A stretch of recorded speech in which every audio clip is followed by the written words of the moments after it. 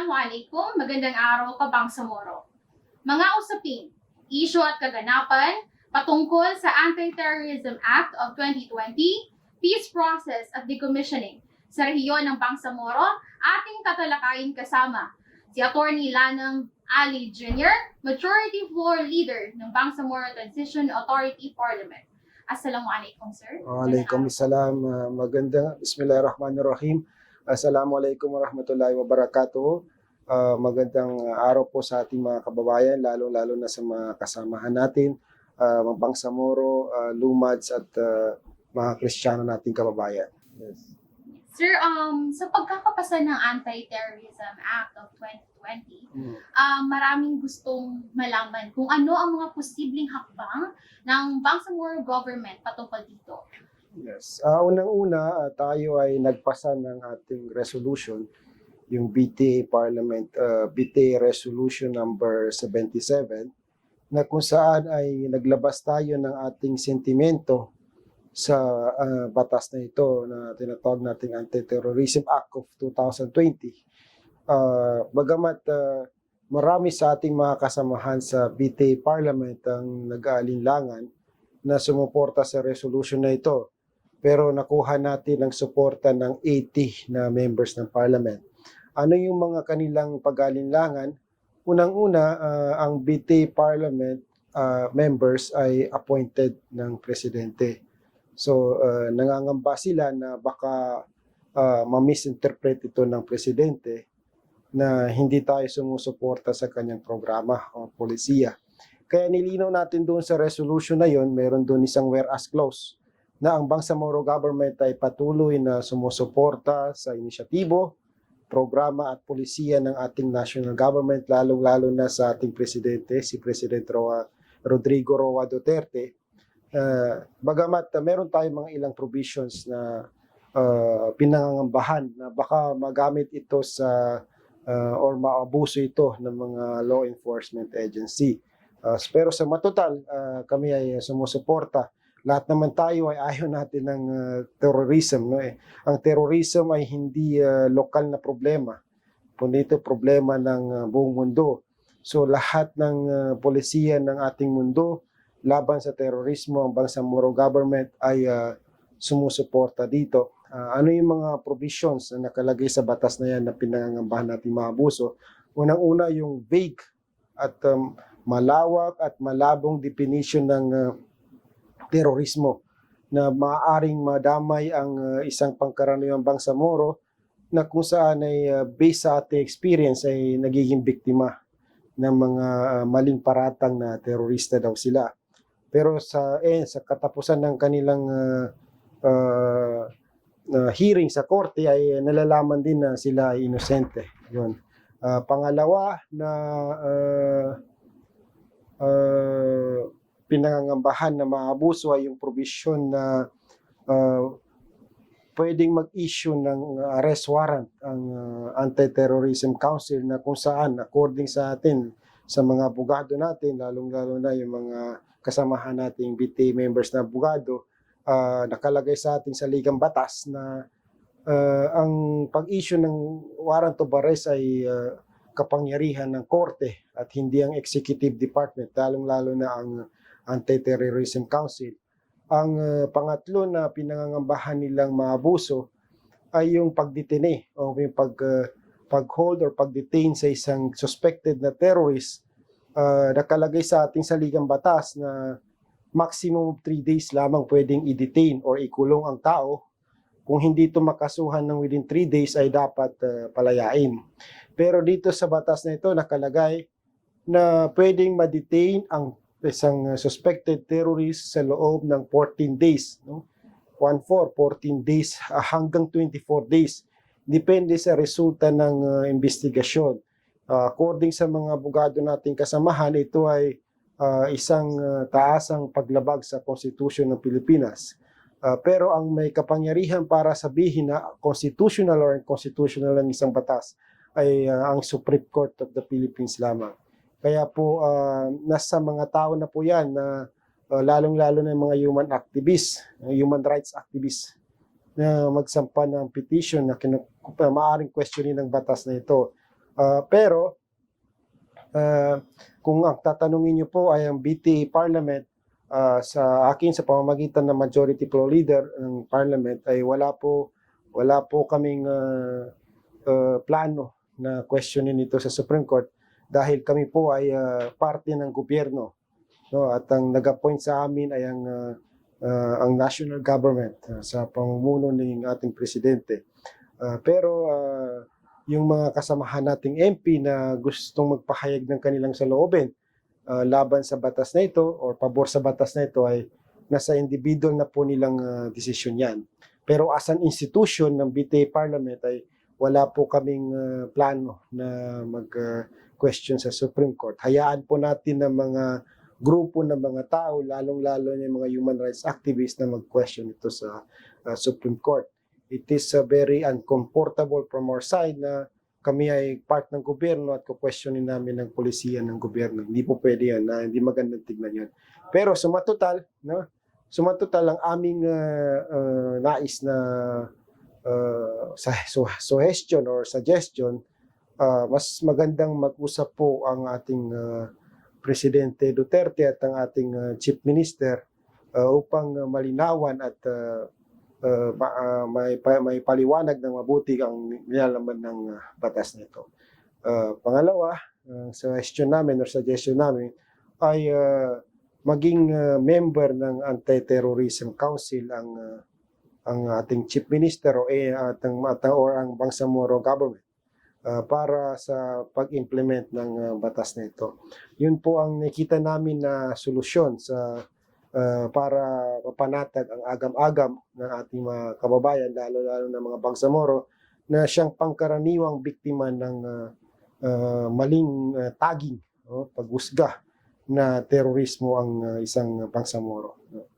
And yun nga po sa sinabi niyo, Atty. No? Suportado po ng Bangsamoro government ang ating President Yes. sa pinapatupad na Anti-Terrorism Act of 2020. Yes. Attorney, gusto ko lang po or gusto po namin malaman, mayroon bang posibilidad, nabanggit niyo na po, na maging parte o may representasyon galing sa Bangsamoro government sa Anti-Terrorism Council, government, sa Anti-Terrorism Council.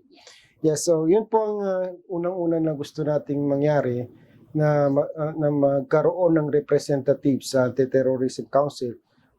Ang suggestion namin sa BTA Parliament ay ang Chief Minister ang siyang maging representative nito sa Anti-Terrorism Council upang makita natin at mamonitor natin ang pag-implement sa batas na ito. Kaya po sa isang interview sa ating author ng batas na ito, yung Anti-Terrorism Act of 2020, si Senator Lacson, sa kanya, sabi niya ay open ang council na talakayin ang problema ng Anti-Terrorism Act of 2020 at gusto niya pangaraw, sabi niya dun sa interview niya ay makausap niya ang mga membro ng BTA Parliament, lalong-lalo na si Chief Minister, para may paliwanag na mabuti na ang batas na ito ay laban sa mga terorismo na in general, ibig sabihin kasama na ang ibang grupo ng mga terorista at hindi ito laban sa pangkaraniwang Bangsamoro. And Attorney, since naisa batas na itong Terrorism Act of 2020, Anti-Terrorism Act of 2020, ano po yung mga possible repercussion na pwedeng gawin para ma-safeguard yung safety ng ating mga mamamayan sa rehiyon ng Bangsamoro? Yes, yun po. Dapat sa bawat mamamayan ng Bangsamoro ay maging mapagmatsyag sa pagbantay ng kanilang karapatang pantao at magsumbong sa kinaukulan kung meron man nakitang pang-abuso sa pag-implementa ng batas na ito. Para ito ay may record natin sa Bangsamoro government at ma-actionan natin sa lalong madaling panahon. Pero sa matotal, ang batas na ito, kung titignan natin yung Anti-Terrorism Act of 2020, ito ay magandang batas, no? Lalong-lalo na sa pagsugpo o pagpigil o paghinto ng mga teroristang activities dito sa atin sa Bangsamoro. Alam po natin na ang Bangsamoro ay nagiging laying ground ng mga terorista na galing sa ibang bansa. So kailangan natin itong maayos. Nakasalalay din dito na magkaroon tayo ng peace and order dito sa ating area, sa Bangsamoro area, at magkaroon ng peace and development para patuloy-tuloy ang ating pag-asenso dito. Sa tingin ko po, kung maayos ng problema ng security, peace and order, at mawala po mga problemang katulad ng dinudulot ng mga terorista, magiging maunlad ang buong Bangsamoro. So yan po ang gusto natin at pangarap natin sa Bangsamoro, maayos na po ang kaguluhan dito sa ating lugar.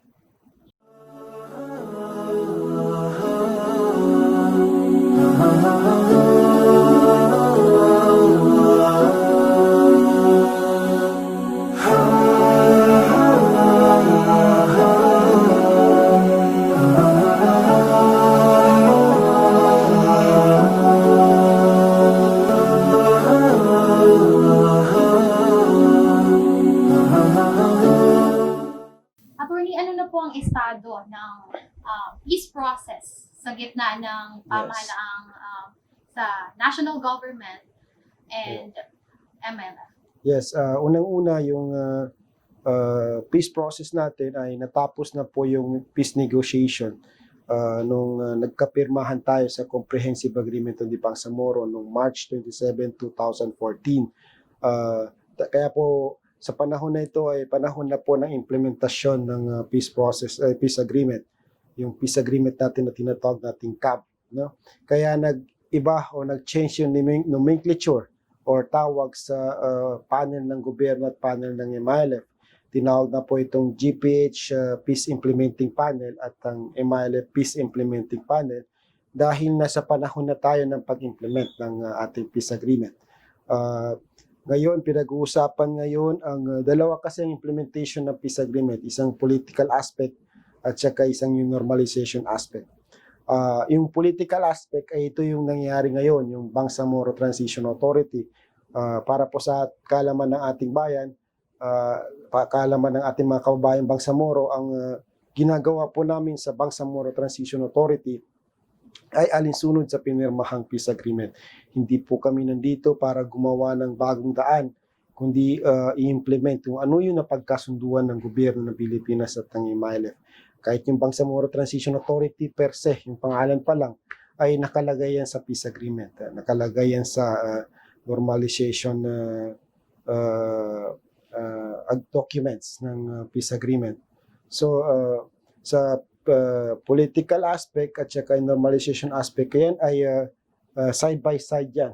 No? Ibig sabihin yan, pag gumalaw yung political aspect, gagalaw yung normalization aspect. Pag hindi gumalaw yung normalization aspect o yung political aspect, walang gagalaw. So, ibig sabihin, side by side ang pag-move nila.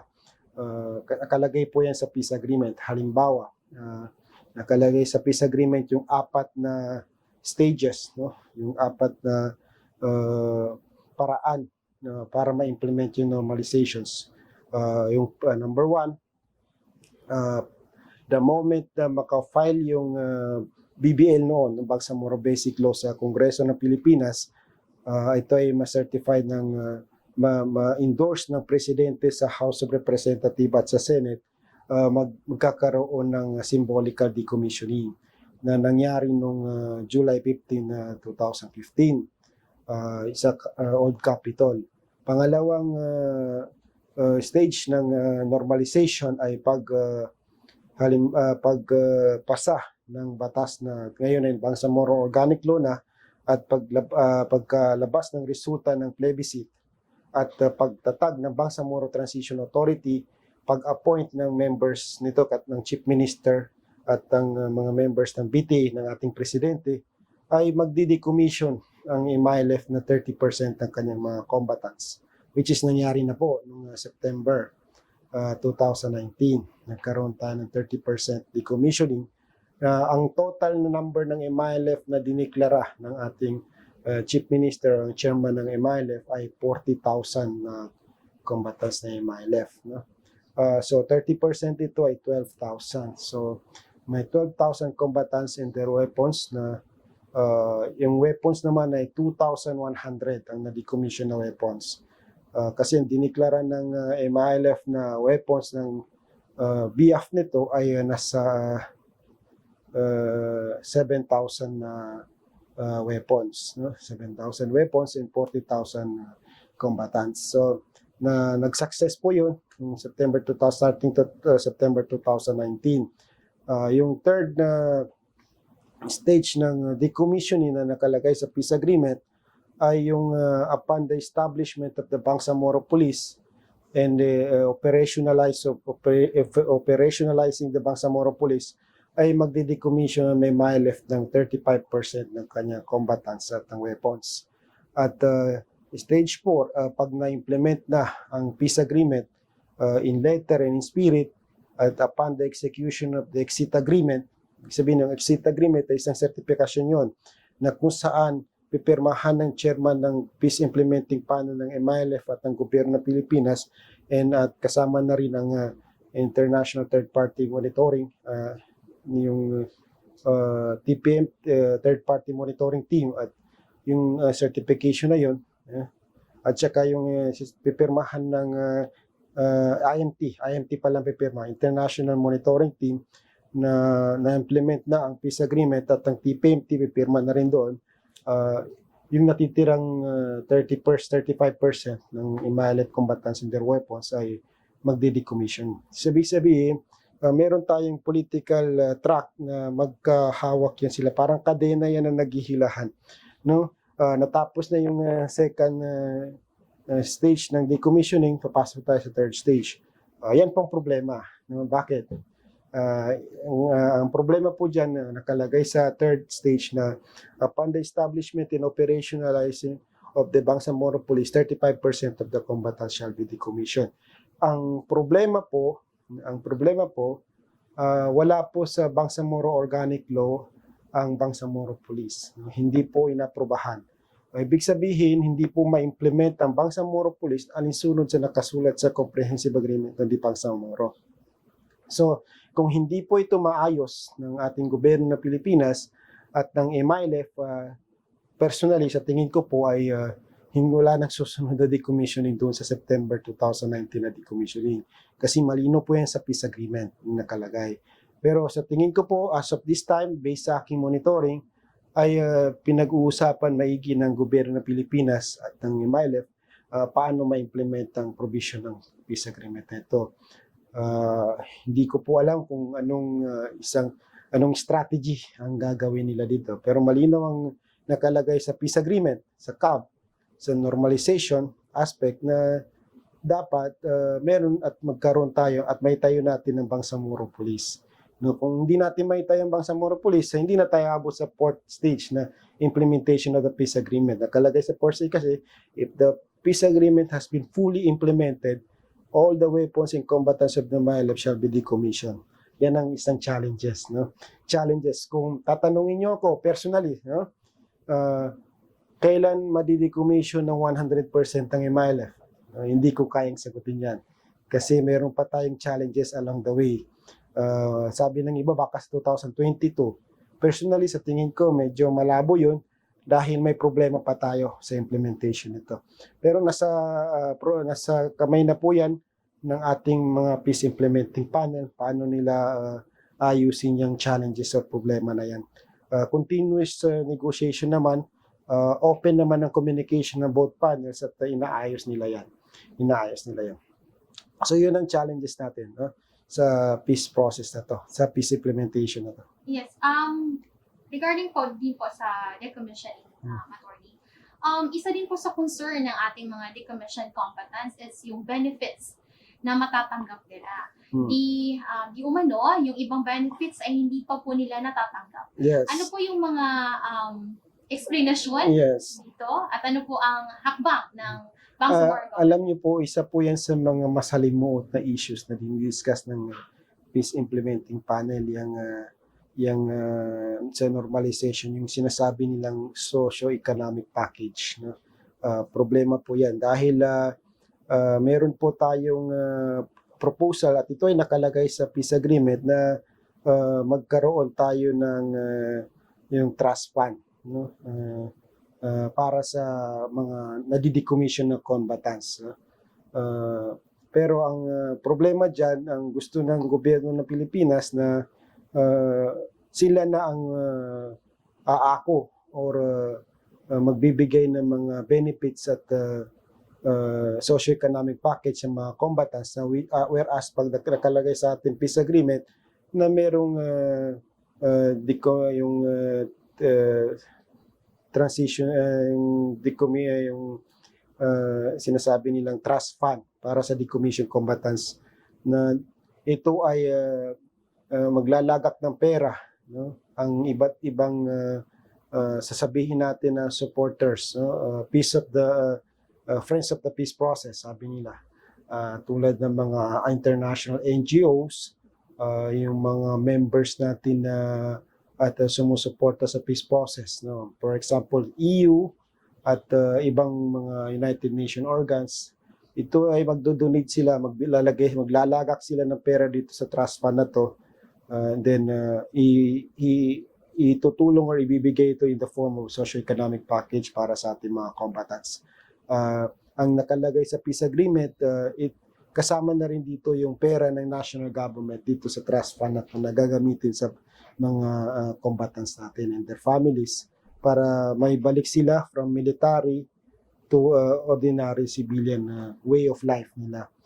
Pero medyo mahihirapan po tayo dyan dahil sabi ng gobyerno ng Pilipinas na bawal paghaluin sa isang trust fund ang public funds sa private funds. So yan daw ay nakalagay sa batas at maaaring pagmulan ng isang kaso na pag pinaghalo mo sa isang fund ng isang public at private fund. So ang suggestion ng gobyerno, ang gagamitin nila na pondo ay yung pondo ng gobyerno na wag na muna makialam ang mga supporters natin sa peace process. So, which is sa tingin natin sa MILF Peace Implementing Panel ay hindi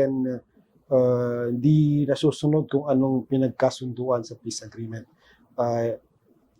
Dahil yan, kaya sabi ko po kanina, isa yan sa mga masalimuot na issues na dapat isettle ng national government, ng MILF at ng national government, lalo-lalo na ang GPH Peace Implementing Panel at ng Moro Islamic Liberation Front, MILF na Peace Implementing Panel. Ngayon po ay ongoing po yung discussion nila dyan, yung pag-uusap nila dyan sa issue na yan. At ako po ay naniniwala na darating ang oras na magkasundo rin sila kung paano ma-implement ang provision na yan, no?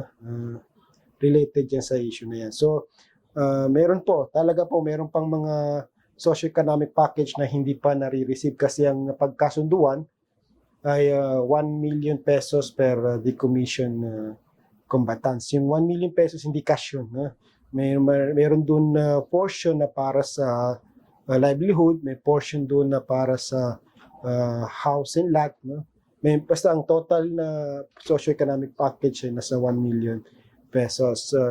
So far, hindi pa masyado na-implement yun dahil meron pang bagay na dapat malinawan at pagkasunduan ng gobyerno ng Pilipinas at ng Moro Islamic Liberation Front. Ang tawag pala doon, ulitin ko doon sa trust fund, Bangsamoro Normalization Trust Fund, BNTF. Yan ay hindi pa yan pagkakasunduan ng gobyerno ng Pilipinas at ng MILF Peace Implementing Panel. Meron na sila nagawang picture, no?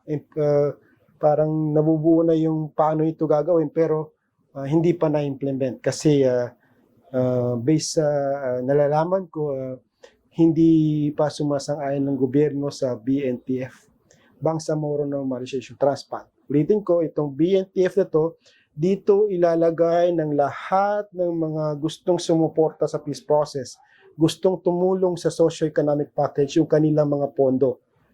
EU, JICA, lahat ng mga international communities na gustong magtulong doon nilalagay sa BNTF, including yung pondo na galing sa gobyerno.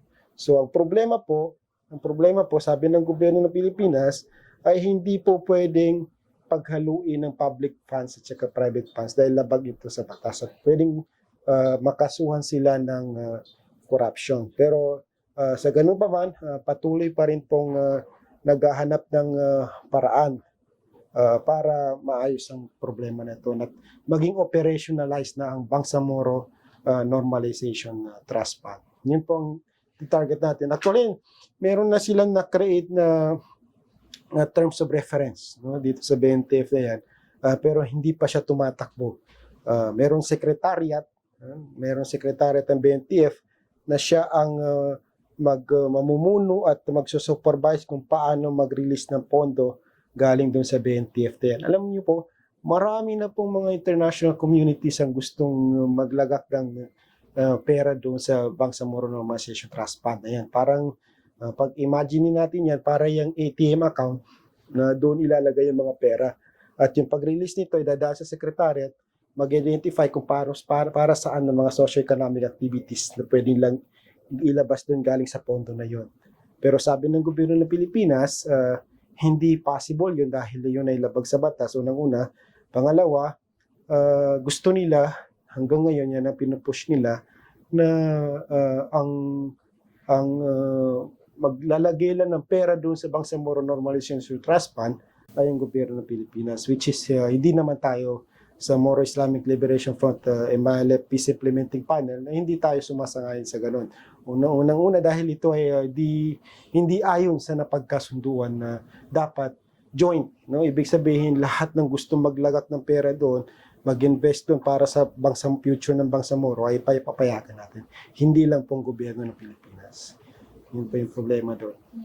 Regarding din po, attorney, sa peace process, no, sa normalization, gaano po katotoo, attorney, na meron pa rin mga lugar ang hindi alam ang peace process sa gitna ng government of the Philippines at ng MILF?